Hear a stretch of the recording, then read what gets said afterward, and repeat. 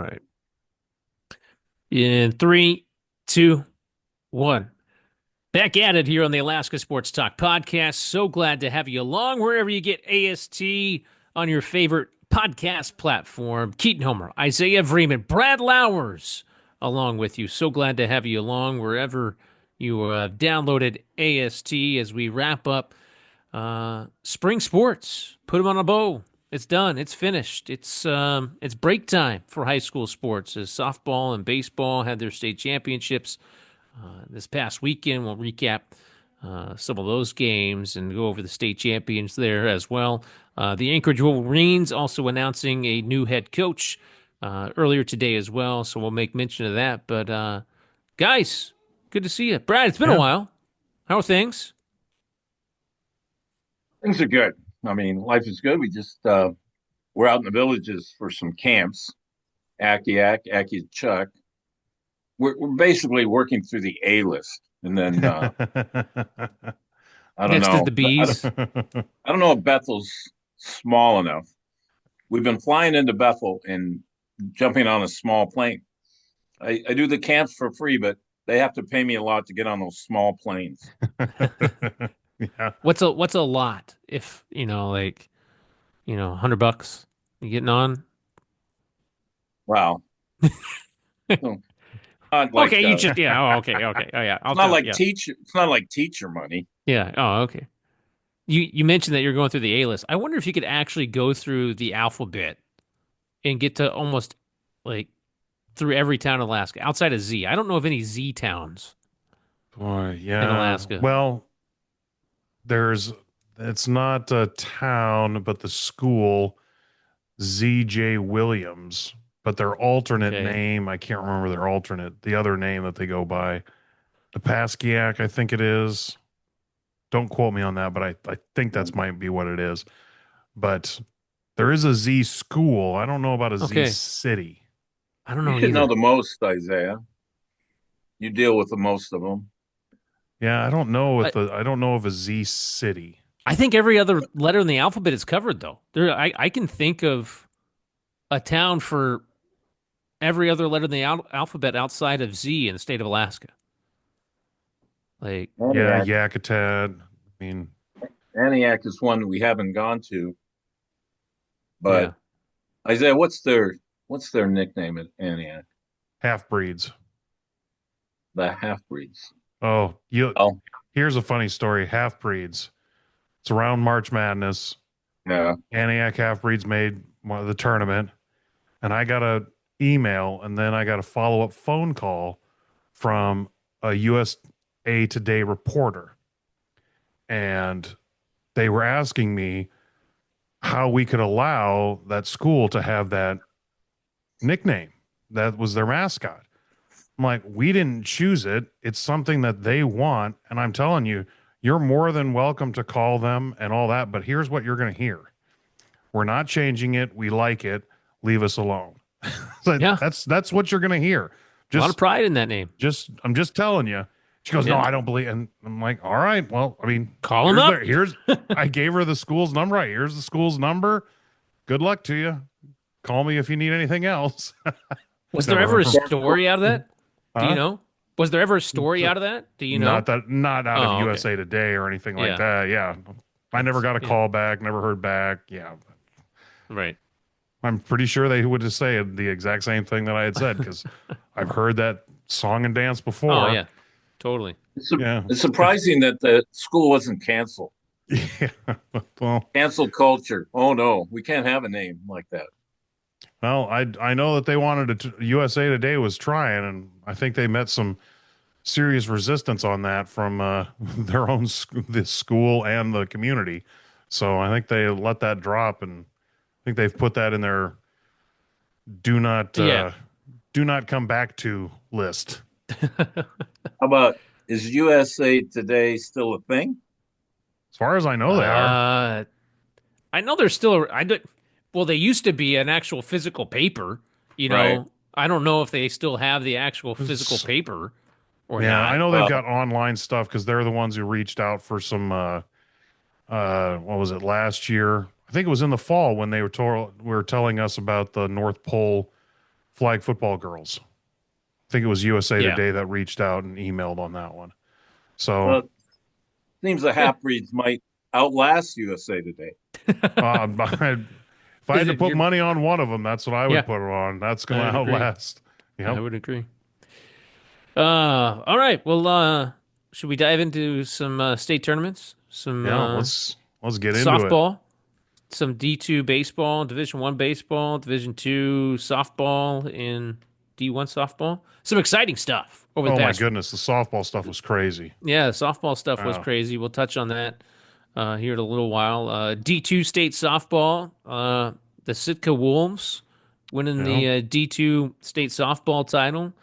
Uh, for those of you who don't already know, the D1 state baseball title also went to Sitka, and we'll get to that here in a moment. Brad, I know you were down in the peninsula for a little while and endured the rainy weather that was down there. How were things down at the peninsula last week in terms of baseball? Well, it's kind of interesting. Isaiah and I have been around D2 playoffs, and it was at Yeah. Wasilla for a couple of years with the turf field. Rain really isn't an issue. In Kenai at Euler Park, Seymour Memorial Park, it's a dirt field. And when we got down there Wednesday night and walked the field, it looked pretty dicey. But John Kennedy, one of the crew chiefs down there, they worked on it, had it in prime shape the next day. And Isaiah, you'll be surprised to know that we didn't have a bunch of disparity in the games. We had a lot of, closer contests than we're used to in the past. And you might share too that how that shakeup's coming up in Division 2. Yeah. Soldotna, a winner over Kenai.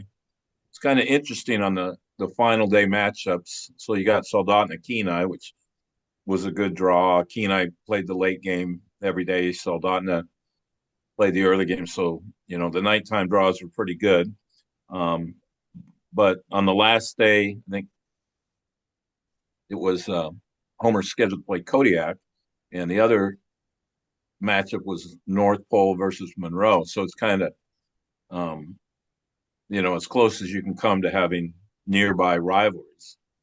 With the championship scheduled for 4:30, they had to adjust the schedule. Kathleen Navarre, not only junior high baseball, but Division 2 baseball this year. But she had a lot of decisions in front of her. She was the tournament director for ASAA. And so the decision, after considering many options, they decided to play 2 games at 9 for 3-5, 4-6, however it plays out. And then the championship game, as soon as they can do it, make the field ready. Don't play an early game on the championship field and tear it up and all that kind of thing. But they just couldn't play on the 2 alternate fields. It rained way too much. And even though they had hoped 11:30, 12 o'clock, I don't think that game started till about 3. So, you got to do what you can do to make it through the weekend. You get a waiver and play on Sunday, but all things considered, to be able to finish it. The ironic thing, well, at least I see it as ironic. I was going to watch an early game, and when I was scheduled not to officiate it, I got in my car. I didn't look back. I didn't ask for permission, but I just made it back to Anchorage about 11:30, and so I actually went to the D1 championship game. So kind of got the best of both worlds. No, that's one way to do it. I mean, like, peace, I'm Yeah. out. No, I mean, you got no So obligation. Sure, why not? I Yeah. might do that. Did you happen to be there for the North Pole Palmer game in the oh my quarterfinals of gosh. D2? Brad, Um. the Oh, 43 runs that were combined, North Pole 31, Palmer 12. That is not a football score, yeah. by the way. So I'm Uh, watching. I'm watching the first inning, and Palmer cannot get an out. They can't get him out, and it's not just walks. I mean, they're North Pole's hitting the ball, and then so they jumped that huge lead. So I thought that was an excellent time to go to lunch, and so when I come back, there's this huge disparity But Palmer kind of had this attitude, like a guy a guy would get on base and they just cheered like, it was the last game of the World Series. And one of the games in the tournament when they scored, it was like a chant from the bench to go, we got to run. I mean, they were celebrating every hit, every run. But Well, I don't even know the final. You needed a calculator. I mean, it was that score 31-12 was the 1 to final. 12. And if Well, they'd made all their extra points, can you imagine? Yeah. Well, Who get would've this. thought? Palmer and North Pole played earlier this year, and the score was 26-13. Oh my But that goodness. happened to be the football teams. Oh. Yeah. Wow. Yeah, that was the football So- teams. 26-13. Palmer lost to North Pole. So North Pole football did not score as much as the North Pole baseball team did. That was That's that's wow. Who would have thought? yeah. Who would have thought? I just had to look. I was like, no, of course. No, that's interesting. I gotta one. I'm wondering, did this happen during football? What happened during football? Because they're right. they're going to be in the same division, or Division II, and sure enough, it's like, wow, okay, There you go. Yeah. there we go. Well, just to put a cap on it, maybe, as always, great volunteers to help run the tournament. The hospitality room, which is always what we grade first, just, out of this world. The hospitality, as an official, people were telling you good game. And then Isaiah, NFHS was down there with Nick and Yep, Bob. Is it Bob Bird? Because Bob Bird. I hadn't yeah. met him before, but he's a legend, and He is. he's so I think, and I guess if you didn't see D2 and you're interested, like that North Pole Palmer game, that's a classic, and you can go back and see it on demand if you like, if you have the time. 3 hours. You've got the time. You've got I the don't, time. I don't know how long that baseball game was. One game, like I did a game, it was an hour 50, but then the next game was 4.5. Yeah, made up for it. Yep, Yeah. gotcha. It's the same money. Yeah, yeah. So Oh, they're Key just and I- keeping you on your toes there. Key and I did a great job. They were excited to host, and I know the Peninsula was excited to host. That's Soldotna's fourth Division II championship in a row. They're actually moving up to Division I next year. So Division II is going to look a little different. It's only going to be 4 teams at the state championships next year. So, some of those, I think it's Palmer, Soldotna, and I believe North Pole are moving up to Division I. I know Soldotna is, and I believe Palmer is. Don't quote me on North Pole, but I'm pretty sure it's North Pole as well. I think North Pole is. One thing about Soldotna, you know how it is. You guys coach, but they had a target on their back, and everybody saves their best pitcher. You're playing them first, best pitcher. You're playing them second. Yeah. You save the pitcher. So, and then, everybody tells you're going to win, or it should be easy, or it's going to be no problem.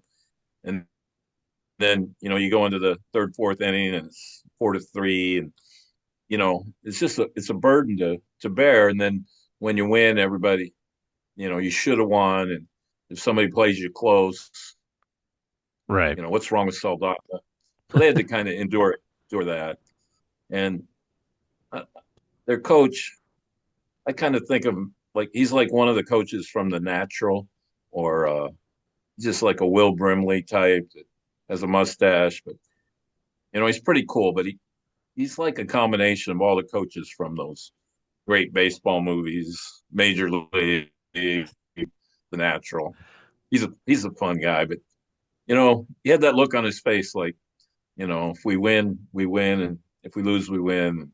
It's just a hard position to be in. It's better to be the underdog. Ah, okay. Interesting. All right. They were definitely not the underdog. They were not. No, no. Soldotna No, was not in D2 baseball. So again, no, Soldotna winning the D2 baseball state title. They won over Kenai 8-2. There was no third place game and there was no fourth place game, as Brad mentioned, because those games ended up getting rained out. So is that the first time that's happened, Isaiah? I can't think of another time. for Division two, yeah. Yeah, And it basically goes back to the field, like Brad mentioned right. earlier, with when it's not on a turf field, the It's field hard. conditions Yep, change everything. 100%, Yeah, 100%. like what Wasilla, where Isaiah and I were last year. I mean, rain's irrelevant. The turf gobbles it Yeah, up. right. Yeah, I mean that's why you saw Mulcahy go to turf field 15 years ago now. Yep. That was the catalyst for that to help prevent rainouts. You see any of the other ABL fields. I mean, Lee Jordan out in Chugiak has a turf infield now as well. The Oberg field that the Chugiak Mustangs used during the American Legion season has a turf infield. So many of these baseball diamonds now have turf infields to help prevent those Yeah. situations from happening. Well, here's a classic. The Taylor Young out at South is just one of the most beautiful fields. It still is one of the few scoreboards in the region. It's got great but, places for fans and bleachers, good dugouts. But it was a grass field, and it's up on the hill. So, and they want to protect it. So basically, there was only a couple weeks in July you could play. There's, grass and everything like that. So they put down some turf in the infield, and now they can start playing June 1st. They can play a little later. The Right. first turf that they put down was a little uneven, but they kind of got that evened out, and it's almost like getting a new field. Um, and it's only 10 minutes from my house. Oh, that's a bonus too. That's always nice. That's always nice to have fields close by. So speaking of Division Two, we'll stay in the kind of realm and go to D2 softball. Although it was not down on the peninsula, it was hosted here in the Anchorage area. D2 softball, it was a back-to-back champion Yep. in D2 softball. The Sitka Wolves taking down the Soldotna Stars in the championship game 16-13. So the Sitka Wolves softball team winning back-to-back Division II state titles. If you remember a year ago, the Wolves took down Kodiak in the state championship game and now taking down Soldotna in this year's state title game. The Wolves ended up having an opening round bye in their first round.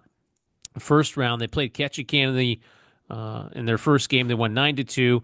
And then in the semifinals, Sitka had a close game against Soldotna, 14-12. And then Soldotna, that was their first loss, and they ended up rallying through the losers bracket, double elimination tournament, made it back in the championship game where they had a close game and lost against Sitka 16-3. So the Wolves, congratulations on the back-to-back state titles in the Division II softball realm of things. Now, is Division II softball also shaken up, Isaiah, or not really? No, uh, could it by the time next year rolls around? Maybe, but at this point, I think Division two softball is basically everything is kind of set where it's at. There's been talk of adding more teams, but at the same time, not doing that because by the time summer hits and it's the last tournaments, it's also difficult to get some of those teams because we had one team that in the Division two level said that they had qualified, but they weren't going to be able to make it. Not enough players, so we had to we ended up coming in with a third place team from the Northern Lights Conference. Kenai filled in for that. The second Mid Alaska Conference berth went to Kenai since they only had one team qualify. So Gotcha. will that change? I can't say that it won't, but at this point, I don't think so. D2 baseball is the big one that's changed. Yeah, it's gonna be a little different for next year. So stay in Anchorage here. We'll go to D1 softball now. Stick with the softball theme. Taking place at the what was it? The Albrecht Fields, I believe, or Carty. no? Carty, yeah, the Carty Fields for the D1 softball championships and also Division II softball championships. So the D1 softball championships, boy, that was a thriller. It was Man, it was wild. That was a Uh, wild tournament. it was a wild tournament. How the tournament finished was also wild as well. The South Anchorage Wolverines are your state champions. Three different state champions over the last 3 years. It was East that won it the prior year, and then before East, the Chugiak Mustangs won the state championship. So it's been, I think, South won way back. Well, not way back. I think it was like 2022, so 3 years ago. Yeah, I I think prior to think this year. so. I think Let me double so. check. Yeah, 2022 is the when they won it last. Yeah, yeah. So the Is South that in Sitka? Wolverines. Ooh, No, was it? Oh, softball. That one I believe was in Fairbanks, okay. And the Fairbanks has 2022 had it. one. Fairbanks Yeah, has had it It quite a was. bit. Yeah, yeah. it was in Fairbanks in 2022.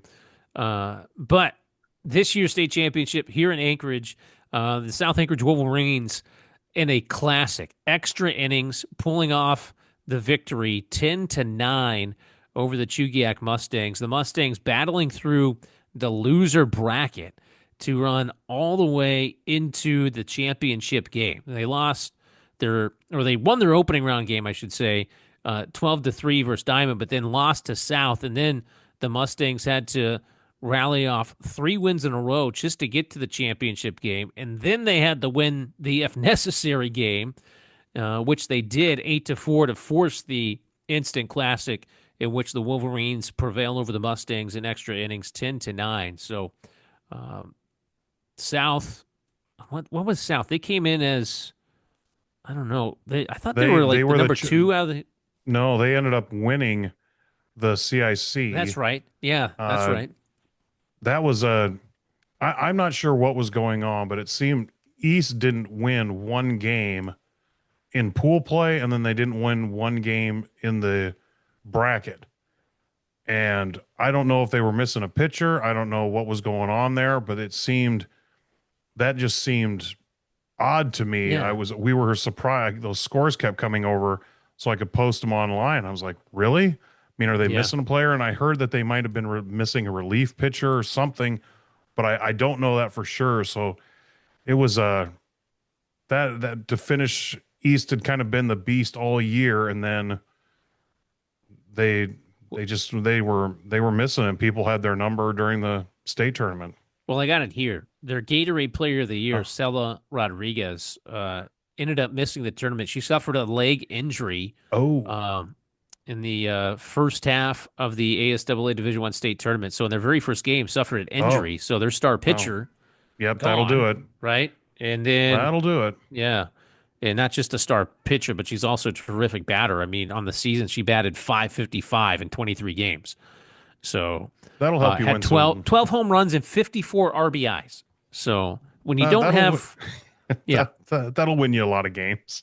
yeah. So Yeah. Okay. Well, that explains that. I that's a, hadn't yeah. gotten the answer to that one, so you just answered that one. That No, I'm glad. I'm makes a I'm lot of providing sense. answers. Yeah, that That's makes a why lot of people sense. tune in to Alaska Sports Talk Yeah. podcast. They want answers, and that's Answers. what providing the people. We give answers, even if we might not So know it right away. We'll give an answer. yeah. So Sayla Rodriguez, she did get Gatorade Player of the Year, much deserved. Oh yeah.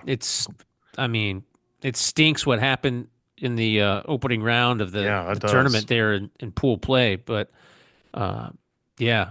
So that would explain a large portion of the reason why East may have struggled in the state tournament. So because yeah, you're right, they lost to Juneau 9-5 in their first round game, who they Mhm. were paired with, and then they lost to Chugiak 12-8 as well, and they were bounced from the tournament. So, I because think coming it's in, I think a lot of people were thinking East is going to be the favorite, right? I mean, well, that was and that's kind of what we had thought. And when that was happening, I was like, they've got to be missing somebody.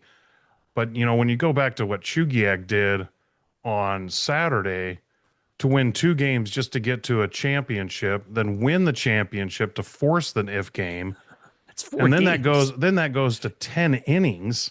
That's a lot. I mean, That's that's a lot. that's pretty wild. And at one point, I know Chugiak, if they would have gotten, I think it was 2 outs. I think there was only 1 out. I think if they would have had 2 outs, they would have ended up winning the if game. But South tied it in the bottom of the 7th. It was 6-4 or 6-3 and they ended up, tying it in the bottom of the seventh to force extra innings. I was getting updates from some of the ASAA staff that were there going, this is crazy, this is wild, and it was pretty incredible. Yeah, I'm trying to find the box score from that game. But yeah, it was crazy. Back and forth in that championship game. The amount of runs scored, I mean, insane and high level play all Yeah. around in that championship game. So credit South, the Wolverines able to pull it out there in the extra frame and picking up their second state championship in 3 years in Division One softball. So an exciting softball season coming to a close. But what better way to have a game like a state championship game Oh like that yeah. than to Awesome. yeah, to wrap up the season. That's awesome. D1 baseball, an exciting venture as well, It was. taking place at the exact same time. The Sitka Wolves winning their sixth state championship in program history. They defeated the Service Cougars 7-0 in that championship game. And from our perspective, Isaiah, we talked about it, last week, and we thought Sitka was going to be good. We thought, all right, Yeah. Southeast. and I think a lot of people probably wondered, well, maybe outside of the baseball community, how good is Sitka? Well, they haven't played anybody really from the Anchorage area. They play against Juneau, they play against Ketchikan, a couple of out-of-state teams. Nobody gets to really see them other than if you travel down there, or if they come to participate in a tournament, something like that. And I was like, I just had a feeling like, just look out, especially after they won that first game when they had that no-hitter. Yeah. I mean, That was Caleb Calhoun unbelievable. throws a That was no-no. wild. Yeah, in the opening Well, round game, and it's like, look out. I think there's some circumstance that come into play, and one thing is Sitka and Juneau, their their climate's milder, so they can Oh get yeah. on the Yeah, fields earlier. Some of the Anchorage teams will maybe go down there to sneak in an early couple early games, but Sitka's doing that already. At Sitka, they have a incredible turf field, and they also have a batting facility that's better than anyone I can think of. Like, you have those little cages, but they have a roofed area, and it's just the best one around. And then I think their kids, whether it's softball or baseball, that's tradition. And if you look at Keaton, you mentioned that this is their sixth high school state championship. Well, Juneau has several. And so you look at that over the course of the history of baseball, which doesn't go back as far as some of the other sports. Southeast has an amazing record. yeah. One of the umpires I worked with last week, he had gone down there for a tournament. He had seen Sitka, and of course, he was aware of the other teams, especially Service and South, who are very strong competitors. And he just said flat out, I think Sitka is going to win. And to your point, Isaiah, that they maybe don't come up here as often. People don't know really what they have, and then people are surprised. And then Isaiah, you might speak to the fact that there's no seeding yet, and you're kind of locked into number one versus number three, or however it is. So what happened is, here's Service and South, who some people might have evaluated as the top two teams, and they play in the semifinals, and they save their pitchers for the semifinals. And when Service wins that game, they might feel like they won the tournament. In the meantime, Sitka powers through. So I don't know. I guess it all shakes out that Sitka's a pretty good team, and they showed that by their performance. Oh yeah. Offensively, Sitka is a good team. Don't get me wrong. I think they averaged over like 6 or 7 runs per game for the entire season. And they're fantastic offensively. The difference is pitching. Oh yeah. They used 3 pitchers the entire tournament. They had each of their starting pitchers go the distance. You had Caleb Calhoun in the first round game of the quarterfinals go the distance and throw a no-hitter. Then you have Levi Hodges in the semifinal game. And I got the stat sheet here. Hodges only gave up 4 hits in that semifinal game. And then you have the cousin Bryce Calhoun, the senior, come in and shut things down in the championship game against Service. Service had to use four different pitchers. Actually, check that. Sorry, three different pitchers, and they actually finished it off with their freshman pitcher Ashton Miller to close things out. They ran out of pitching, and that Yep. was the complete difference. And Rylan Nikolai for Service winning the semifinal game, but after they threw Ryland, they didn't have anybody. And Service has two. And I even overheard Willie Paul after the game was done on the field. He's like, we need pitching going into the American Legion season. He's like, we need pitchers. We got to find some. And that's where they were, the deficit was at. But pitching was the complete difference for Sitka. Yeah. I mean, for the entire tournament, you only give up 5 hits. I mean, one in the state championship game to the defending state champion Service Cougars. You're going to win ball games. I mean, Well, it's one crazy. thing too is if you can knock out a few hits, which people aren't able to do, if you can get a few walks, hit by pitch, go deep into counts, you get a chance to build up a pitch count where you can see someone besides the ace. And they were so efficient over the course of 3 They were. days to only pitch three straight days, never have a bad inning where you have to pull somebody, and never get even threatened to have to come out of the game because of pitch count. Yeah, I mean, It was impressive. it was It impressive. really, it was impressive. They gave up only 3 runs the entire tournament. Right. They scored 14. They gave up 3. For selfish reasons. Oh, go ahead. Sorry, Isaiah. No, I mean, that was it. It was impressive. I would have loved to have seen Rylan Nikolai throw against Sitka and seen what would have happened. Yeah, that would have been nice. Just out of curiosity, because not to say that they didn't face, tough pitching in their, run to the state title game at all. I mean, their first round game was pretty close. They won 3-1, right? And they And had 4-2. they actually, I think they were trailing in that game. I think if memory serves me right, they were down 1-0, and they ended up winning that game. But I think out of any opposing pitcher that would have given Sitka fits, it probably would have been Rylan, right? No, I would agree with that. It's Yeah, just for the sure. way that it shook out. And, it comes down to coaching decisions, right? Of who and when you're going to throw your guys. Because, in the semifinal game, if you don't throw Rylan, do you get to the championship game? Who knows? I don't That's know. the risk Well, you're taking. I think the way you have to approach it as a coach is unless you are convinced you're going to win that first game, you got to go with your best. Yeah. Because you got to get to the semifinals. And then a bad thing to do is if you lose the semifinals, but you have your pitching in perfect order. That's not a thing.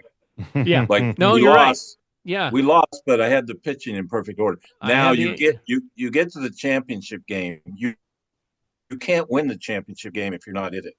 And Right. somebody, you got to find a pitcher, you got to find a way. But I No, would you're say totally right. Sitka, the ball just jumped off their bats. I mean, it wasn't necessarily, Service didn't pitch their best, but Yeah. they were hitting good pitches and they were hitting them hard. And there was an error early in the game on the part of Service on a possible double play ball. And that's when Sitka, I think, got their 4-run inning. And then, you go out there with good pitching and a 4-run lead. That's a recipe for success. No, you're exactly right. Yeah, in that second inning, when Sitka scored 4 runs, there was an error there at second base that kind of allowed the inning to continue, and the floodgates kind of opened a little bit there, so to speak. And Service could have been out of the inning, only having given up, I think, maybe 2 runs, and they ended up giving up a couple of more after that. But it was tough. So for Service defensively, I think they committed. I want to say they committed 3 errors. 1, 2, 3 errors, I think, that they had. Does it say if that was in the 4-run inning? Because I think they maybe booted one, then they overthrew on the same play. Right.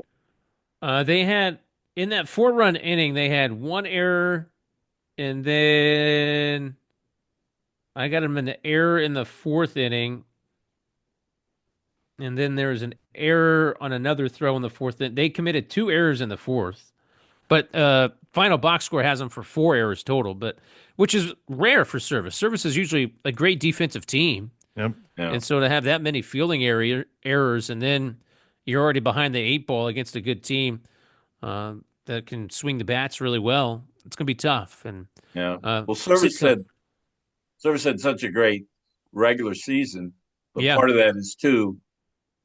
I mean, and they battled from behind sometimes, but most of the games they won, going away.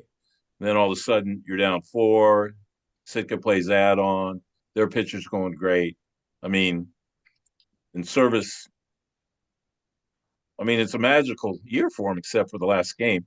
And then I think there's just a natural discouragement when everything's gone your way, and right. now you're in a total long shot situation. It's hard to keep, the spirits up. But congratulations to Sitka and Service. You expect them to have a great Legion season. They were playing tonight out Yeah. at Bartlett. No rest for the weary. Yeah, yeah, quick No, turnaround there. Yeah, for anybody playing fast American Legion turnaround. baseball, you get a day off and then you're back at it with Legion season. Should make mention that the third place game, Eagle River and Colony, the Eagle River Wolves taking home third place in this year's state tournament, 11-6.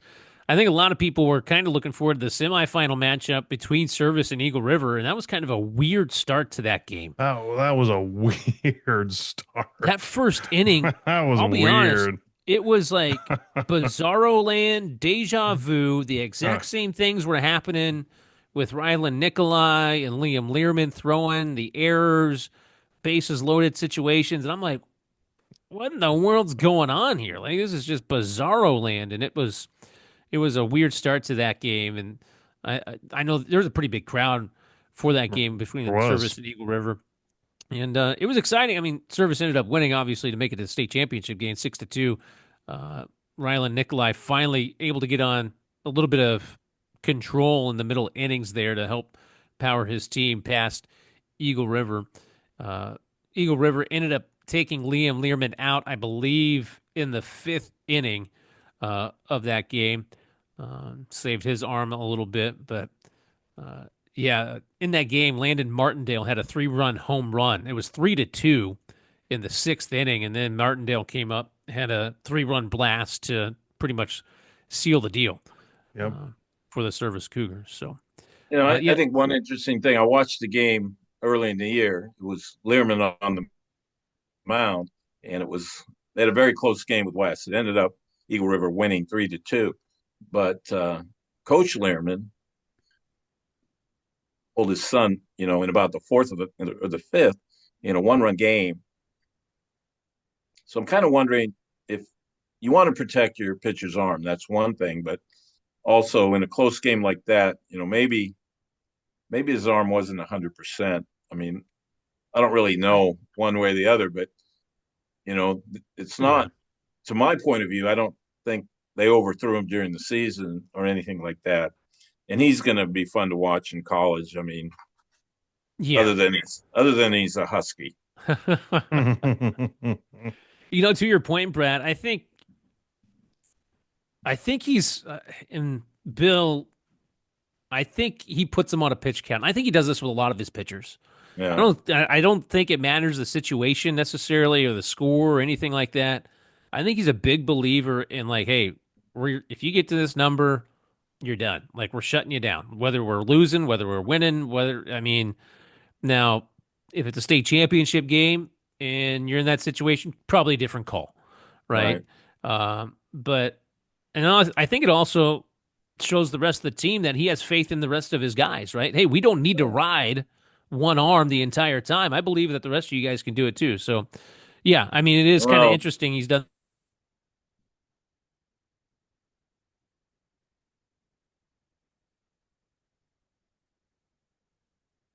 Hello, guys there? deal, but they, they're going to pitch a guy 2-3 innings. They're going to get him out Yeah, of there.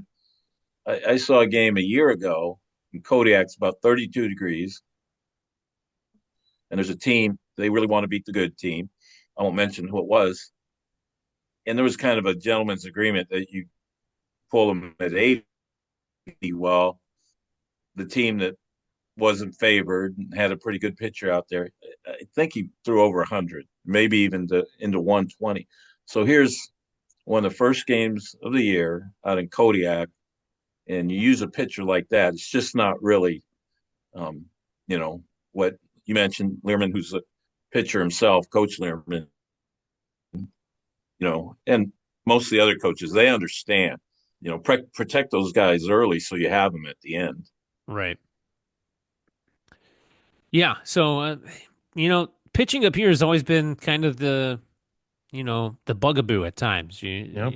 If you have one awesome pitcher, great, cool, fantastic. If you have two, you're all right. Now you're probably doing really well. If you have three, like Sitka has, all right, you have basically a rotation. Like, here we go. Like, and now you can start doing a lot of damage. And, Sitka, like you mentioned earlier, Brad, not to say that they have an advantage, but they do have a little bit of an advantage being able to get out there a little bit earlier because of the weather and the climate and the situation and the practice facilities that they have. They are afforded that luxury and they use it to their credit, as they should. Absolutely. Right? Yeah. If you have that stuff, use it. Like, make your program and team better, and that's what they've done. I think some of the things with pitching, like, for example, Learman, he's a pitcher. He thinks with a pitcher's mindset, but there's a lot of teams where maybe the head coach isn't the pitching guru, but if you have a good, assistant that has a lot of expertise in pitching, now when you're in the gym, the coach can kind of tend to the overall, and that really good pitching coach can tend to the pitchers. That's a nice advantage. If you don't have that guy, it's hard to develop good pitching. Right. Yeah, it is. You're exactly right. So it'll be interesting to see what the pitching staff kind of looks like for Sitka next year. I know they have Caleb Calhoun coming back, which is going to be a huge plus. Huge plus. Yeah, it'll be good for them. So once again, congratulations to the Sitka Wolves winning their sixth state title in program history. It is their first state championship since 2017. So it had been a little while there for the Sitka Wolves. So kind of wraps up D2 baseball and softball, Division I baseball and softball, and it wraps up high school sports in general for this calendar year. It's hard to believe that high school sports, finito, done. Yeah, it's over. It's over until August, and it'll be here before we know it when we're starting up with it will be cross country, flag football,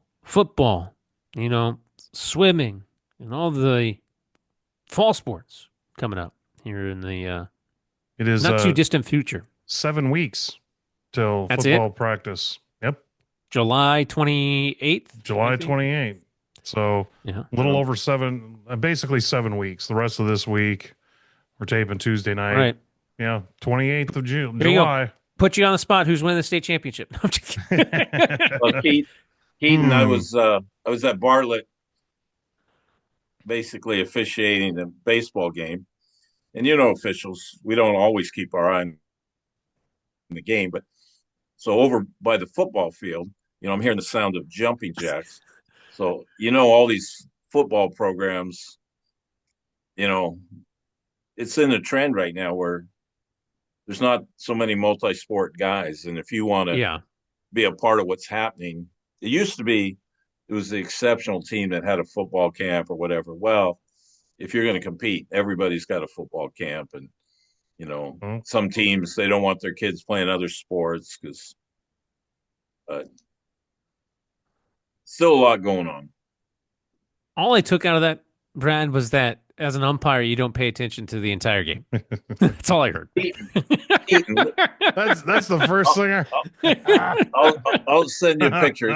It's worse than that. So I go to Homer. Well, there's a lot of debate, like Loretta French or what is the most beautiful ballpark? Yeah. Well, I'll tell you right now, you don't pay any attention to what's going on in the field down in Homer. And I'm over there as a field umpire. I'm basically taking pictures. I'm videoing the mountain. I mean, you just can't. and it was Chamber of Commerce weather. I don't think I've actually seen Homer's baseball field. I'm trying to look it up right now. Now, I'll send you. It looks like the same picture over and over. It's kind of like when you have somebody pose for a picture, and Yeah. then let me get another one. Well, you should change poses, but in Homer, it was gorgeous. I'll send you a picture. Okay. No, it's I look forward to it because I don't think I've where Homer High seen. School sits is still, on a Yeah. sunny day, it's just Oh, it's a beautiful, it's setting. stunning. The school itself is a beautiful Yeah. school. Yeah. I don't. It's a palace. Is it? Well, it's up on the hill. Yeah. It just has a great look. Yeah. See, like all the fields I'm looking at, yeah, that's not as. There's another Homer High School like down in Louisiana, and I'm No, like, that's that's probably not their not it. field. That's not it. That's Like probably there's not not. it. That's not right. There's no That's way. probably not Like, it. if that was it, we'd be having the state championship there every year. Like that's not it. So anyway, yeah. So uh, anything else high school sports related before we kind of Not wrap it high up and school, not say high we're school done? sports related. Well, It's I want to throw in a little backstory in it. It's a Okay. throwback to track, and I think you guys may have touched on it. But so Scott Campbell coaches at Diamond. His daughter is an outstanding runner, but she also competes in soccer. Well, she's a key part of Lynx soccer, which ended badly against South. But so they're in the championship. She's running a race at Diamond. The championship is in the Valley. So she runs her race, and she basically finishes about the time the soccer game was supposed to start. But Isaiah, you might attest to the fact that occasionally soccer games go a little long and start little late. I don't know that's if you have very a memory of true. that. It's very, very, very true. So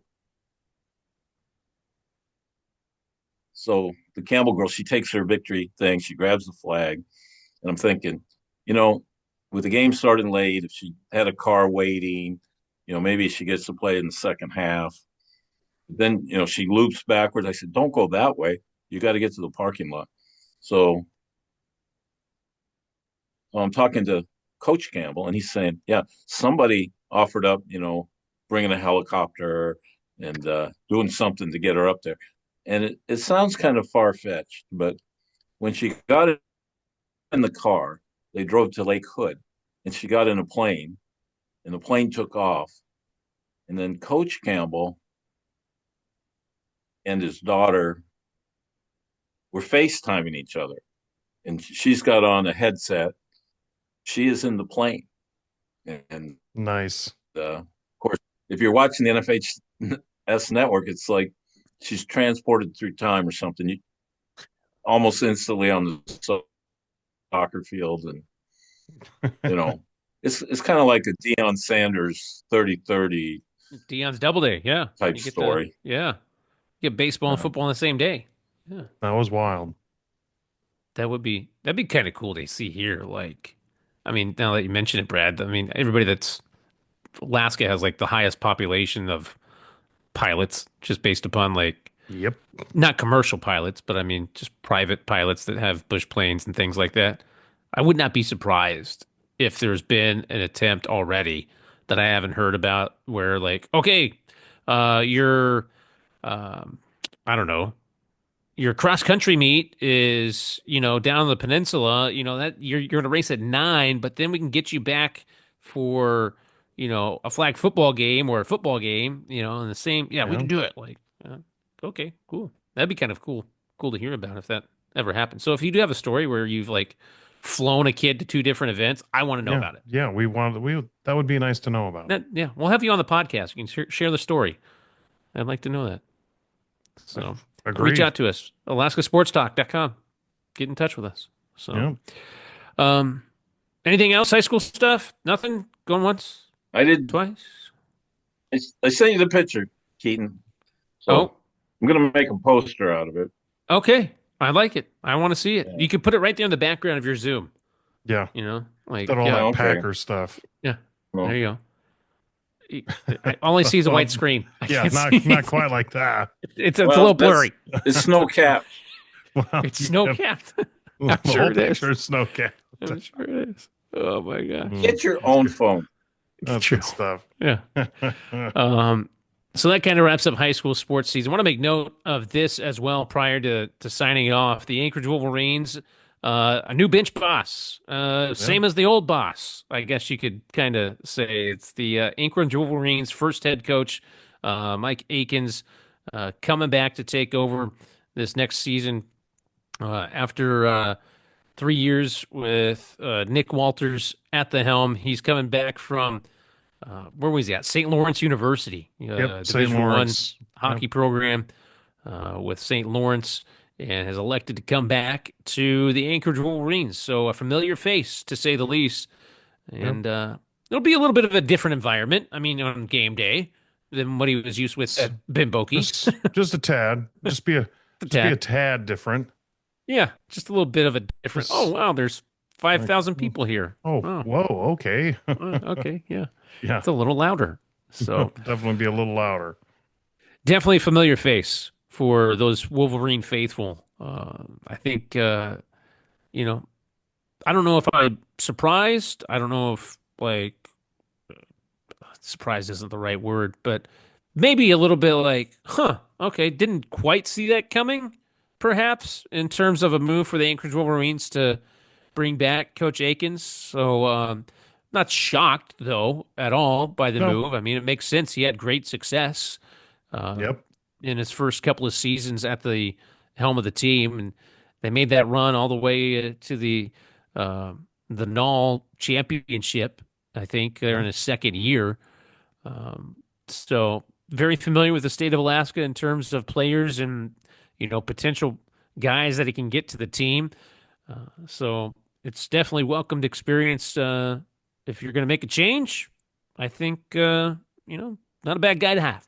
So it's a good guy to have. And, we were taping this on Tuesday night, and we kind of, the Wolverines already had the futures draft earlier today, which isn't that terribly long, but tomorrow, Wednesday, is the null draft with everybody. And that's a big one. So a lot of planning's gone into that. It'll be nice to have Mike around for that as well as the new head coach, and looking forward to that. It's going to be a good time tomorrow.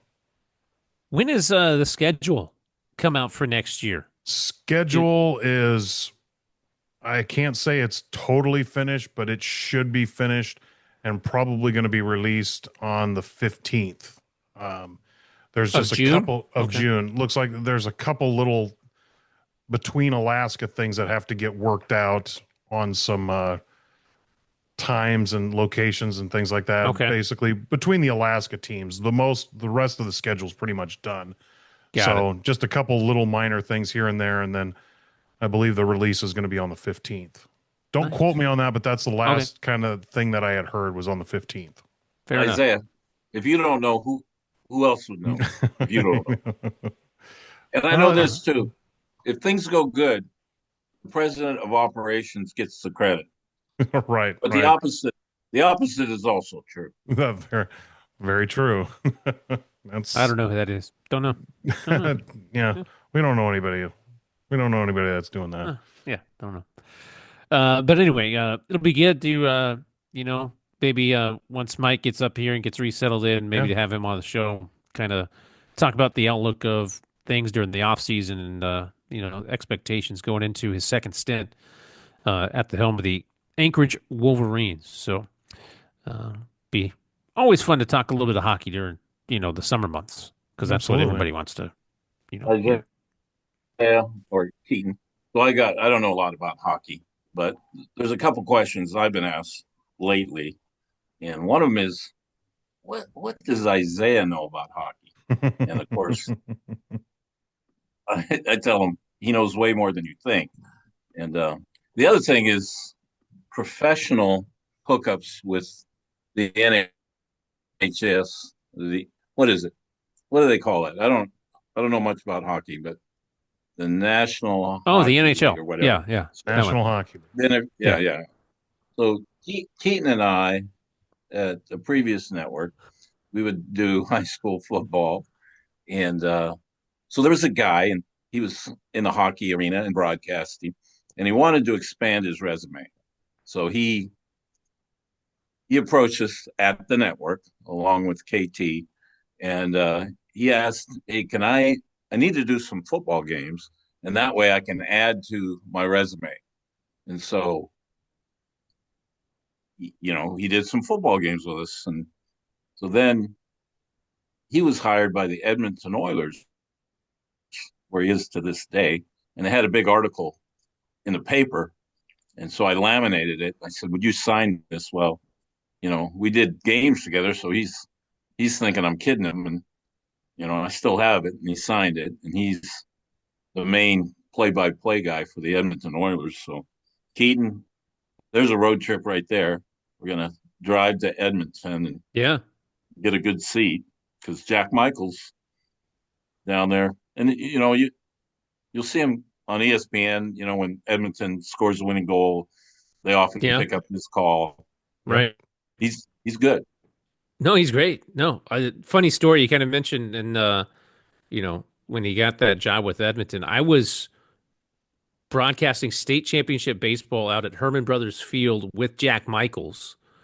Back in it was 2008 maybe or so, 2009, something maybe around that time frame. And I remember when he got Who won that tournament? Who won that tournament? I don't remember. I couldn't tell you. Well, somebody I was think there. I was watching it from the third base box, Oh, okay. and Yeah. Bill Learman was watching it, Yeah. and Right. one of the coaches was ejected from that game, and it wasn't me. But anyway, And it I actually- remember. This is my story. This is mine. No, Well, not anymore. Not I got it anymore. hijacked. I got it hijacked. Bottom line is, I remember him telling me because it was like the day before. He's like, "You're not gonna believe this." My agent called me, like his agent, on the phone. He's driving out there. We're driving together, riding together, and he's like, "Yeah, my agent said I got a job with the Edmonton Oilers." I was like, "Holy crap!" Like Yeah. that is crazy. Awesome. Like you go from Anchorage to Edmonton, but Anchorage is weird like that with the Aces. I mean, you have Jack Michaels, and then the next guy that takes over is Josh Bogorod, and he ends up becoming the play-by-play voice for the Dallas Stars. So you have two guys with Alaska Aces connections that are play-by-play voices, and then not to mention, after that, after Josh Bogorod took over, oh, why am I blanking on his name? He's with the Seattle Kraken right now, and he hosts the pregame and postgame show on KJR for the Seattle Kraken, and also does some minor league hockey games. Mike Benton, there we go. There you go. Mike Benton is part of the NHL, calling games on the radio and hosting intermissions and pre and post game shows. So it's like the last three guys. Okay, outside of Kurt Heider. If Kurt Heider gets an NHL job, like that's 4 for 4. Like, That's 4 for 4. That would be pretty wild. He's got St. John football in Minnesota. There you go. It's almost the same thing. Yeah, it's almost the same. So, what about John Hill? I don't know. Well, isn't he? Who's the coach of the Gophers? For what? Go for hockey? The Gophers, like from Fargo. Oh, okay, yeah. I don't know. I don't know. No. Well, he coached at UAA. Okay, all right. And now he's the coach of Minnesota. Gotcha. See, that And makes then sense. Coach Carl, who's at Denver. Right. I thought you guys were hockey guys. Well, I mean, yeah. Not even kind of. hockey. European hockey, that's more my language these days. Yeah. Like I got to focus on the European European hockey leagues. better than anybody. Yeah. Well, I don't know about that, but Anybody in Alaska. Possible. That's certainly yeah. possible. I would dare say that. Random I'd European put money on hockey that. league teams. Yeah. But be careful with your money. Don't bet. Yeah. Don't bet. Yeah. I mean, Well, only if you know you're going to win. I can't put a quarter in a slot machine, so I'm safe. Keaton, They don't take quarters anymore. That's how. Oh, there you go. Keaton, when you watch European hockey, Yeah. and you're describing the action. Uh-huh. Is is that is that delayed or is it live? Oh, it's live. It's live. Okay. So I'm up at the earliest I've called a hockey game for the Champions Hockey League, I believe is 5:30 in the morning Alaska time. So depending on what country they're playing in, it's usually a 10-hour time difference, right around that neighborhood. Okay. So if I it's was a thinking game that's in the UK, it's 8 hours, right? But if you got a tape and it was delayed, then you could bet on the game. yes, oh yeah, a little Back to the Future type thing. Oh Yeah, my yeah, that'd gosh. be Don't bad. I follow think that I'd get fired. advice. Yeah, I'm not going to Yeah, follow don't that follow advice. that advice. Sports broadcaster in Alaska wins lots of money. Yeah. Like yeah, Sure, that wouldn't anyway, get looked at. yeah, no kidding, no No. kidding. Anyway, all right. Well, I think that's going to do it for this episode. What do you think? Yep. Think we're good? I think so. I think it's been good. So once again, high school baseball, softball season in the books. Congratulations to all those teams that participated in the state championships, the teams that won state championships this past year. High school sports is in the books, kind of taking a hiatus. The next biggest thing that's happening during the summer, Alaska Baseball League, and we'll update you here and there on some Yep. stuff that's happening. We'll keep you informed with everything that's going on in terms of off season with the Sea Wolves men's and women's basketball teams, and with any potential breaking news that may happen. So we'll keep you informed. So be sure you stick around to the Alaska Sports Talk podcast. Like and subscribe wherever you get your podcast as well. For Brad Lowers, for Isaiah Freeman, I'm Keaton Homer signing it off. Another high school sports season in the books. In the books.